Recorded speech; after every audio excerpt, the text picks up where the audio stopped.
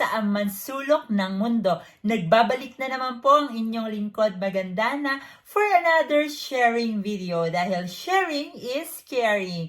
For today's video po, tatalakayin po natin ang most common question sa Philippine immigration. Ang mga kadalasang tinatanong po ng mga immigration officer pag po tayo ay lalabas ng ating bansang sinilangan, ng ating bansang Pilipinas.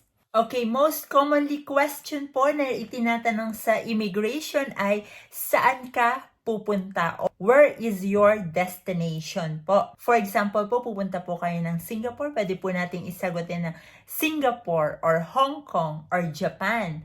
O di naman po kaya Canada, okay? Tinanong po kayo, saan po kayo pupunta na ma'am? Saan po kayo pupunta sir? O where is your destination?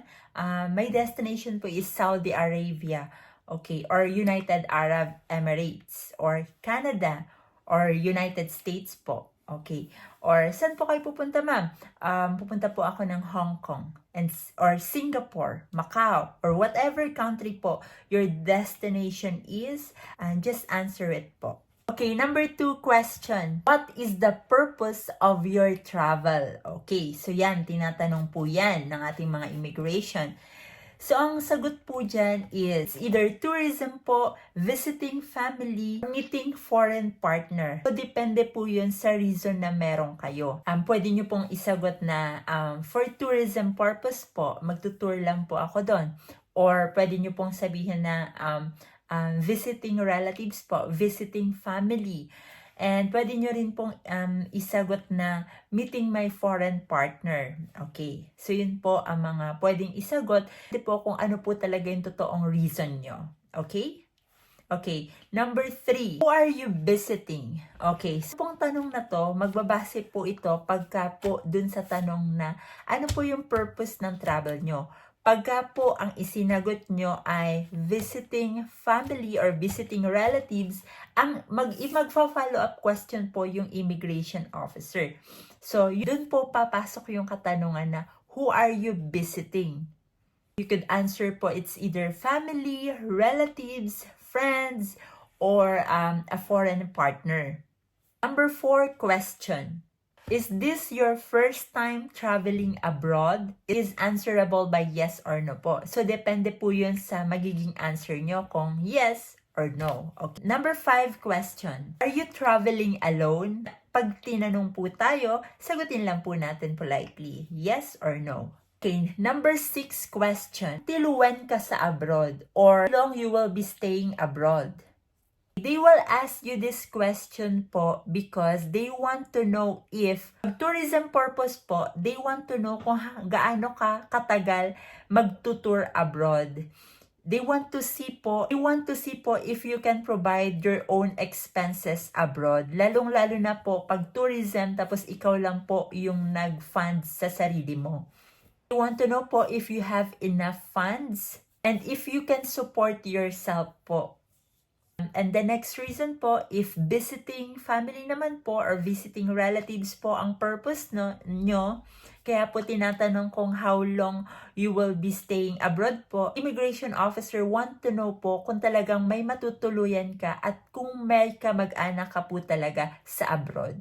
Number 7 question, who bought your ticket? Ayan, sino daw po ang bumili ng ticket nyo? Kayo po mismo ang bumili, pwede nyo pong ipakita yung mga proof na talagang kayo po yung nag-book ng ticket nyo, kayo po ang bumili.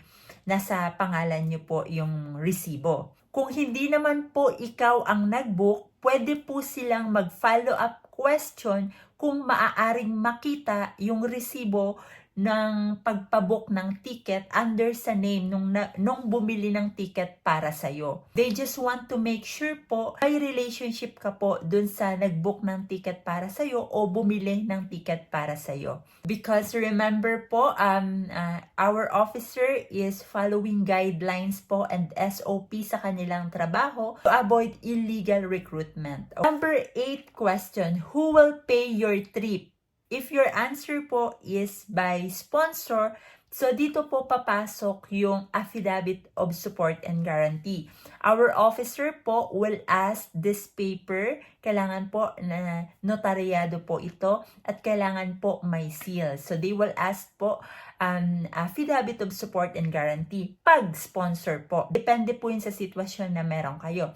Pag sponsor po ang situation nyo, kailangan may AOSG, okay? Pag po naman self-funded, kayo po all by yourself po ang magbabayad sa inyong tourist trip, you need to prove po to our immigration officer through bank statement, proof of funds, online banking, or whatever legal statement po that you have that you can prove po you have monthly income or enough funds for your trip. Next question po, number 9, are you employed? It's answerable by yes or no po.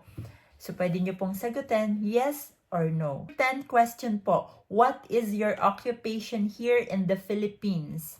Yeah, sagutin lang po natin na maayos. If you are a nurse, a doctor, a teacher, or a supervisor, or a manager, whatever position po you have, you can state it po sa ating officer. Number 11 question po, since when ka pa sa company mo? Okay, kailan ka pa daw po ba sa company na pinagtatrabahuhan mo? So, for that, pwede nyo pong i-state sa kanila or mas maganda kung meron po kayong dalang copy ng inyo job contract o di naman po kaya COE, which is Certificate of Employment. Okay? Question po na since when ka pa na sa company mo, sometimes po they will ask about your company ID or any other government ID din po. They will ask you, imamatch nila yan dun sa company ID mo and dun sa government ID mo.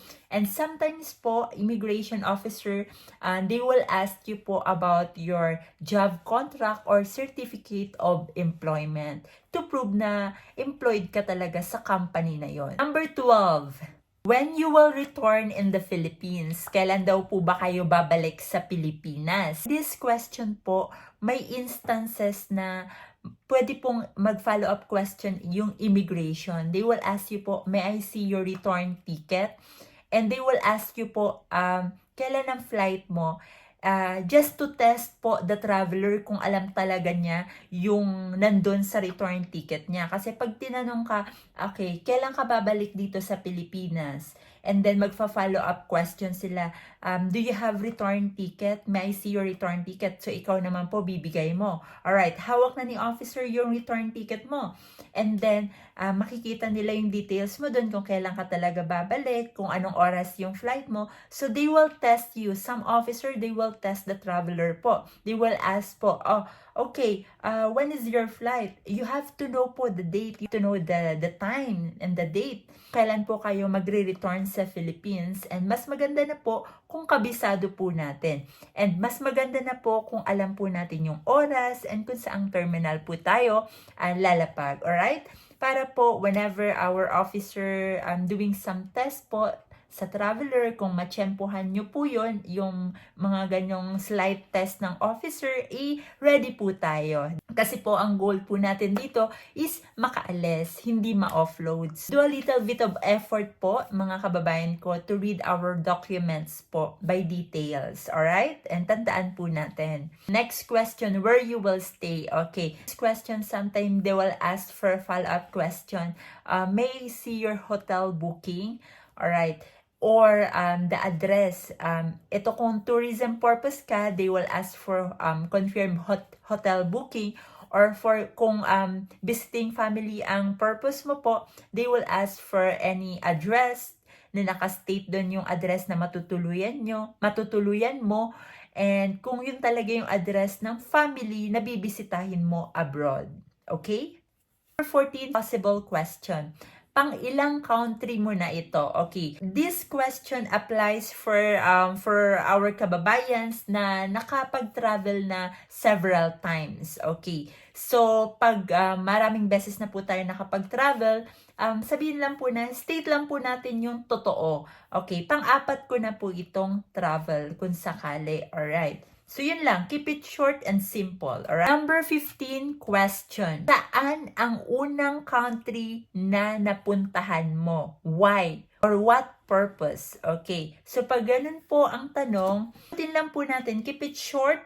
Ang tanong, saan ang unang country na napuntahan mo? Okay, for example lang to saan daw ba ang unang country na napuntahan? Okay, for example, sa Taiwan po.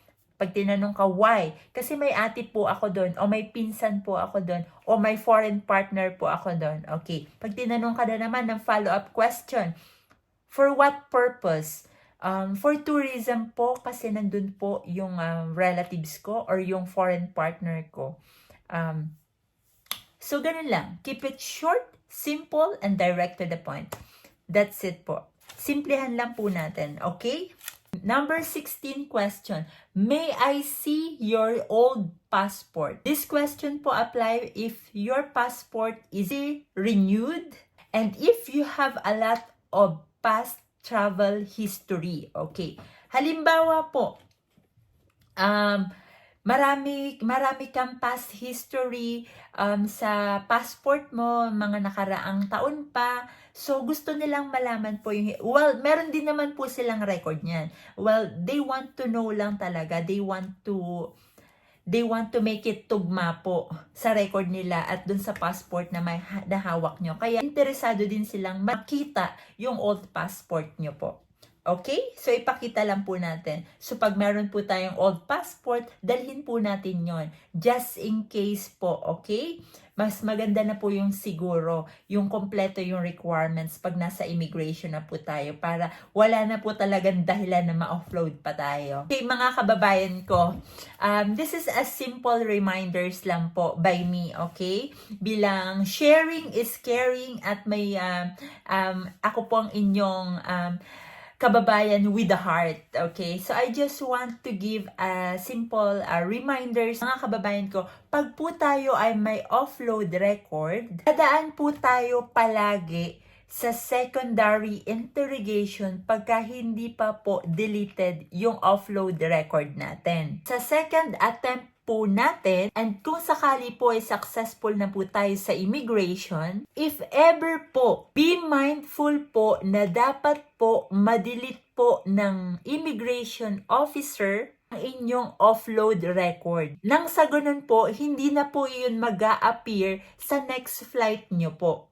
Para hindi na po kayo maabala sa next flight nyo po, okay? So make sure lang po na clear na po ang offload record nyo. About naman po sa mga question, magdedepende lang po talaga yung mga question sa purpose ng travel natin. And also sa mga isasagot po natin sa immigration officer. Kaya naman po mag-ingat po tayo pag sasagot po tayo. Walang paligoy-ligoy. Kung ano po yung tanong, sagutin lang po natin. Po sasagot tayo, keep it simple, short, real, and direct to the point po sa tanong. Nga, less talk, less mistake. Kung ano lang po yung tanong ng officer, isagutin lang po natin. Pero may mga ibang immigration officer na binubusisi po talaga nila yung preliminary interrogation. The key is to answer confidently, consistently, and truthfully. Okay po? Alright, so that's it for today's sharing video. Sana po may napulot po kayong impormasyon na makakatulong po sa inyo. Magkita-kita po ulit tayo sa susunod na sharing video. Ako pa rin po ang inyong lingkod, Magandana. Please don't forget po to subscribe, like, and comment down below po sa inyong mga katanungan. At itatry ko pong sagutin yan. Maraming salamat po sa inyong oras, panonood, at sa pagtangkilik na aking munting channel. Maraming salamat po. See you! Salamat po!